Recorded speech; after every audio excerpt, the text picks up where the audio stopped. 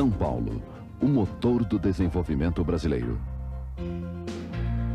Rio de Janeiro, o cartão postal do país. Belo Horizonte, a capital do ferro e do aço. Vitória, o maior porto de minério do Brasil.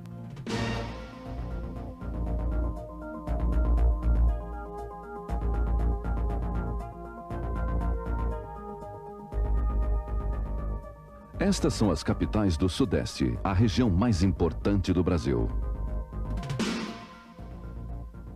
11% do território e quase a metade da população brasileira. 65% dos operários e 80% da produção da riqueza do país. Sinônimo de progresso e desenvolvimento, aqui brotaram o ouro, o ferro, o café e o petróleo. E o homem do Sudeste transformou tudo isto em arte, indústria e estilo de vida. 4 estados integram a região Sudeste: Minas Gerais, Espírito Santo, Rio de Janeiro e São Paulo. No processo acelerado de desenvolvimento, a floresta tropical que cobria todo o litoral do Sudeste foi quase totalmente devastada. Hoje restam poucas áreas de Mata Atlântica. Da planície costeira para o interior, encontram-se a Serra do Mar e a Serra da Mantiqueira. Uma região recortada por vales e rios e que cria uma paisagem única. A beleza do mar e da montanha, tão próximos.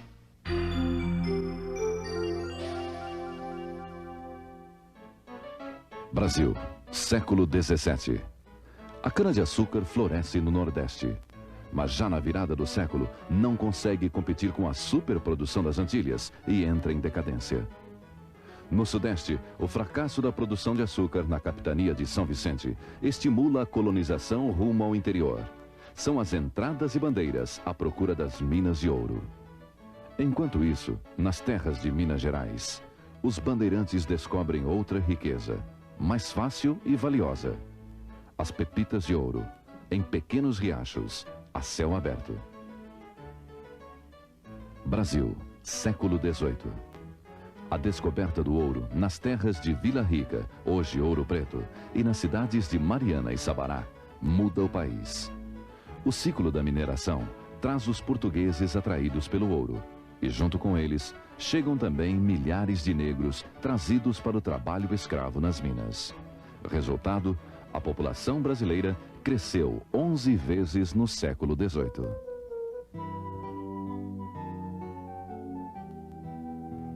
A mineração do ouro dá o tom e a cor da arquitetura mineira. A arte, aliada à forte religiosidade dos portugueses, se expande pela colônia. Os canteiros e obras passam a ser verdadeiras escolas para arquitetos, entalhadores e escultores. Todas as cidades históricas têm a mesma identidade gerada pela riqueza do ouro. Mariana, Sabará, Ouro Preto, Congonhas, São João del Rei, Tiradentes, Diamantina. Minas Gerais está impregnada de arte e história. A sofisticada construção na época do Brasil colonial, financiada pelo ouro, criou na região o maior conjunto arquitetônico barroco do país. A preservação das cidades históricas faz parecer que o tempo parou frente às maravilhas barrocas. Ouro Preto, por exemplo, é um retrato vivo do Brasil colonial. Considerada pela Unesco Patrimônio Cultural da Humanidade desde 1980, Ouro Preto respira arte e cultura. Entre suas ladeiras íngremes, casarios, igrejas e museus, a cidade conserva um dos maiores acervos de arte colonial do país. Neste cenário, surge o maior artista do Brasil colonial, Antônio Francisco Lisboa, o Aleijadinho.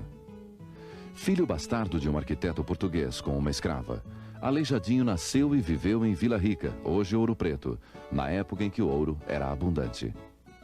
Foi Vila Rica o palco da genialidade do escultor mulato com o corpo deformado. Arquiteto de muitas igrejas, Aleijadinho esculpiu em madeira e pedra-sabão. Através dos tempos, as obras dele se espalharam pelas cidades históricas. A mais importante é a Igreja de São Francisco de Assis, em Ouro Preto, um projeto em que Aleijadinho foi o arquiteto e o escultor.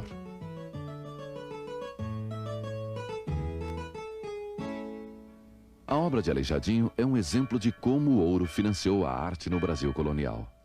Mas a exploração das jazidas era rigorosamente controlada por Portugal.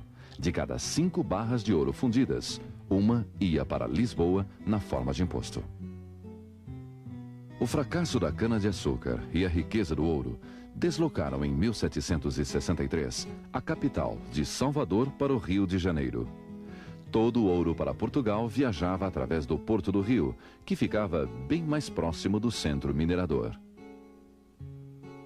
Primeira cidade de Minas Gerais, Mariana conserva as marcas da riqueza do ouro. Já a histórica cidade de Congonhas abriga os famosos 12 profetas de Aleijadinho. Estas duas cidades, Mariana e Congonhas, juntamente com Belo Horizonte e Santa Bárbara, são as cidades que formam hoje o quadrilátero ferrífero de Minas Gerais, na área central do estado.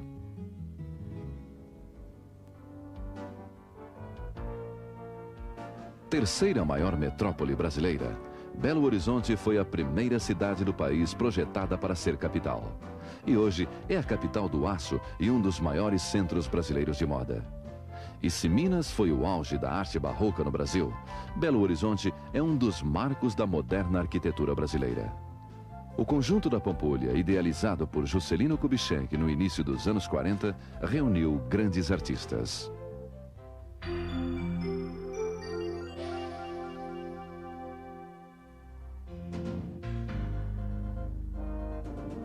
O Brasil é o maior produtor de minério de ferro do mundo. É aqui, no quadrilátero ferrífero de Minas Gerais, que estão concentradas as maiores jazidas de ferro do Brasil, além de outros minérios. Todo o ferro é utilizado na indústria siderúrgica para a fabricação do aço e também é exportado, principalmente para o Japão. Através da estrada de ferro Vitória-Minas, viaja o ferro das jazidas de Minas Gerais para os portos de exportação do Espírito Santo. Os trens percorrem uma extensão de 550 quilômetros. Com a criação da Companhia Vale do Rio Doce, em 1942, o ferro de Minas passou a sair pelo Espírito Santo. Primeiro pelo Porto de Vitória. Hoje, o Porto de Tubarão é o maior terminal exportador de minério de ferro do mundo.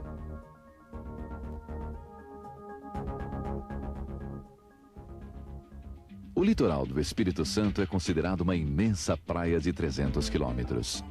É uma região onde quase não chove.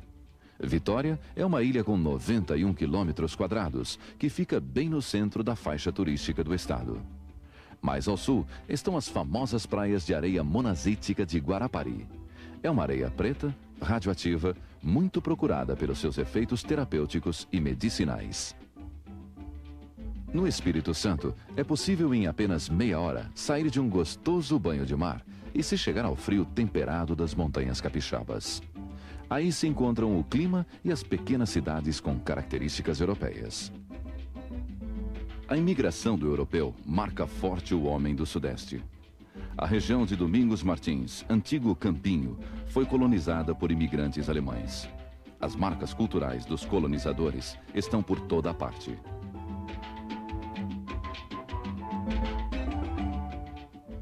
Já Santa Teresa, incrustada nas montanhas capixabas, foi colonizada pelos italianos.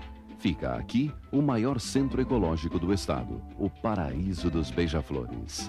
Criação do naturalista Augusto Husky, o Museu Melo Leitão tem várias reservas biológicas, onde vivem mais de 3.000 espécies de colibris, todas já estudadas e catalogadas. É a maior coleção viva do mundo.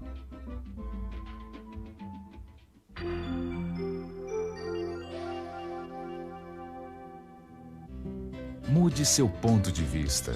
Conheça Minas de perto. Em Belo Horizonte, o quente é o movimento e a vibração. Aqui você pode até viajar no tempo. Basta conhecer as cidades históricas e suas ruas, monumentos, igrejas, pontes e casarões. Vá mais fundo. Mergulhe nas águas das estâncias hidrominerais, nas piscinas, duchas, banhos de imersão ou de lama. Nas Gerais, você pode respirar o ar puro de verdadeiras reservas de vida. Por onde você for, é possível sentir o sabor dos pratos deliciosamente típicos e apreciar a originalidade do artesanato. Minas é assim. Passado, presente e futuro se intercalam. Embarque nessa viagem. Aqui, a tranquilidade ainda existe.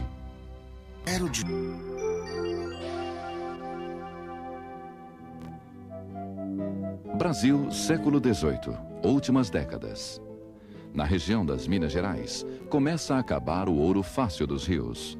A mineração entra em decadência e o café surge no cenário do Sudeste. Na região do Rio de Janeiro, sul de Minas e avançando pelo Vale do Paraíba em direção a São Paulo, começa a florescer uma planta pequena, carregada de grãos, que vai se tornar a maior riqueza do país, o pé de café. Brasil, século XIX. O crescimento da pequena plantinha do café, que tinha chegado ao Brasil em 1727, vindo da Guiana Francesa, explode no Sudeste. O café assume a liderança da economia brasileira e vira a marca registrada do país no exterior. O Brasil torna-se o maior produtor do mundo. O café mudou a vida de São Paulo. O aumento do plantio multiplicou as cidades e suas populações. Mineiros e canavieiros trocaram o ouro e o açúcar pela nova riqueza que surgia. O café, em 1810, já saía pelos portos de Santos e do Rio de Janeiro. No final da escravatura, em 1888, começaram a chegar pelos mesmos portos os primeiros imigrantes alemães, espanhóis e principalmente os italianos, que deixaram traços marcantes em nossa cultura. O café foi o responsável pela formação de uma nova aristocracia rural, a dos grandes fazendeiros. O antigo senhor de engenho teve que repartir seus poderes com os chamados barões do café, cujos palacetes ocuparam a Avenida Paulista. Hoje, a centenária Avenida Paulista, construída de concreto, ferro e vidro, com o dinheiro dos bancos e das indústrias, mal se recorda dos antigos moradores. Em apenas 2 de seus prédios, o da Federação das Indústrias de São Paulo e da Federação do Comércio do Estado, concentram-se cerca de 40% do produto interno bruto do país. O MASP, Museu de Arte de São Paulo, com um acervo avaliado em 20 milhões de dólares, divide o metro quadrado mais caro do país. Dos tempos do café, o Espigão da Paulista guarda apenas alguns casarões e a marca do centro do poder.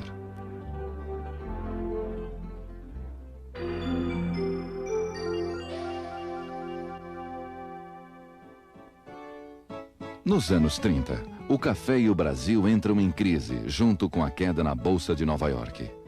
Muitos fazendeiros faliram, trabalhadores perderam seus empregos e quem ficou com algum dinheiro descobriu a indústria.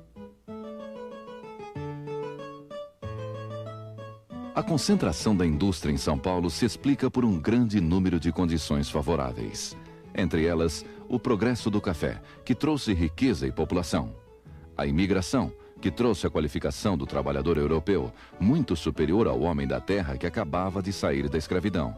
E, finalmente, os recursos da energia hidráulica, que trouxe a eletricidade para o funcionamento das indústrias.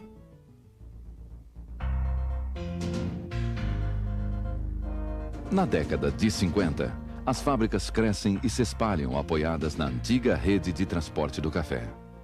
A construção de hidrelétricas permitiu um novo surto de expansão, com destaque para a indústria metalúrgica e automobilística.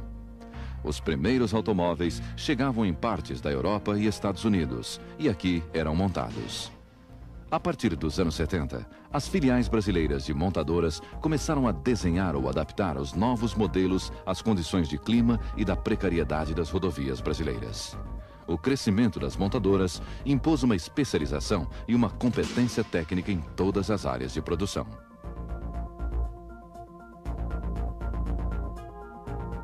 Hoje, as fábricas estão espalhadas por todo o estado.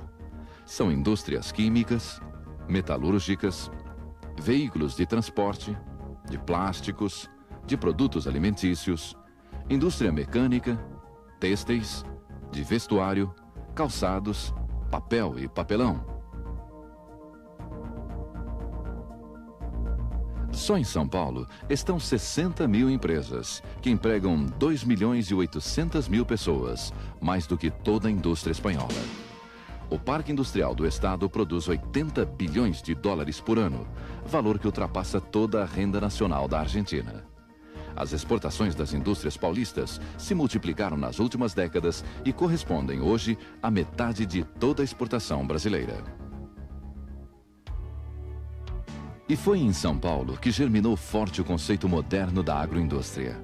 Aqui, o setor agrícola se diversificou. O café abriu espaço para a laranja, a soja e a cana, que a indústria transforma em suco, em óleo e em álcool. Tudo isso, no final, se transforma em dólares, que pesam forte na balança comercial.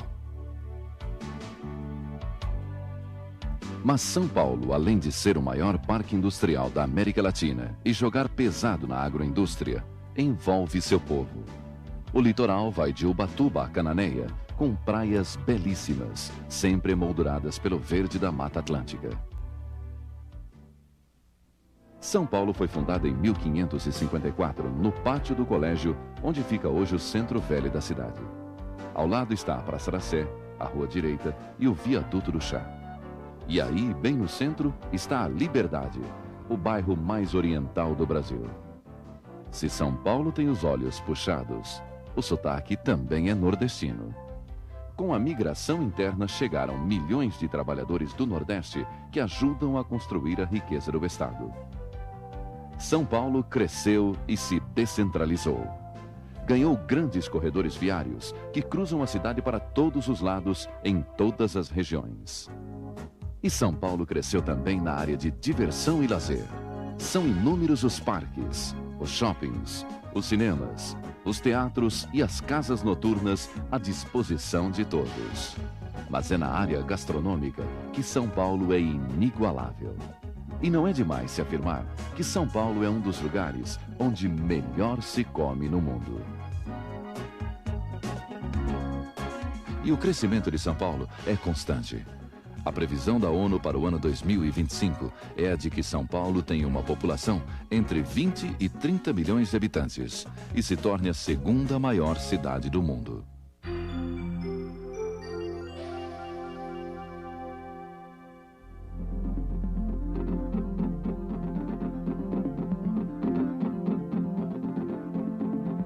É no litoral norte do Rio de Janeiro que há milhões de anos adormece no fundo do mar o petróleo da Bacia de Campos. Descoberto em 1973, no ano seguinte o petróleo já era explorado. A plataforma continental da Bacia de Campos ocupa uma área de 100 mil quilômetros quadrados, onde estão 22 poços de exploração de óleo e gás.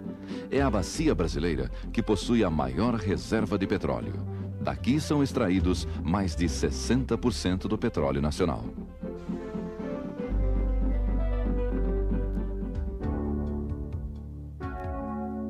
No extremo oposto, na Costa Verde, no sul do estado do Rio, está Angra dos Reis, o maior arquipélago do Brasil. São centenas de ilhas e praias que escondem mansões de estrangeiros e de brasileiros famosos. A 100 quilômetros de Angra, ao sul da Costa Verde, está Paraty. Fundada no século XVII como porto de escoamento do ouro de Minas, ficou isolada com o fim da escravatura e a construção da estrada de ferro ligando São Paulo a Minas. Por isso, a preservação de suas construções. Foi redescoberta na década de 50 e tombada pelo patrimônio histórico.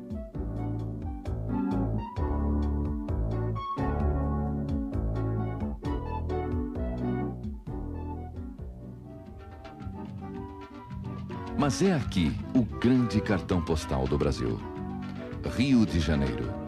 Cercada pela beleza natural, em qualquer ângulo se vê uma paisagem singular. O Pão de Açúcar, símbolo do Rio, fica logo na entrada da Baía da Guanabara. Subir ao topo do morro de bondinho é uma aventura que se repete desde 1912 e hoje todo o sistema de controle é eletrônico. O Morro do Corcovado domina uma das paisagens mais lindas do Rio de Janeiro. A estátua do Cristo Redentor, que abençoa a cidade todos os dias, tem 38 metros de altura. e a cidade se estende para todos os lados. A ponte Rio-Niterói é uma das principais obras da engenharia brasileira. É a ponte mais extensa do mundo sobre o mar, com quase 14 quilômetros, ligando o sul ao nordeste do país. Mas são as praias do Rio de Janeiro que encantam os turistas nos seus 90 quilômetros a leste e a oeste da Baía de Guanabara. Na Zona Sul, as praias são perigosas, inclinadas e com ondas fortes, mas sempre lotadas, principalmente Ipanema, Copacabana e a Praia do Pepino. E no Rio de Janeiro, o que vale é o espírito carioca, alegre e extrovertido, faz da descontração um jeito de viver, com muita festa e diversão. No Carnaval, o Rio de Janeiro se transforma. Fica mais alegre, mais atraente e imprevisível. É um show de cores, luzes e sofisticação nas fantasias das escolas de samba. O ritmo e a música que os escravos trouxeram para o Brasil foram se modificando e hoje explodem na avenida. O Sambódromo, projeto do arquiteto Oscar Niemeyer, acomoda na Avenida Marquês de Sapucaí 100.000 pessoas para assistir aos ricos desfiles das escolas de samba.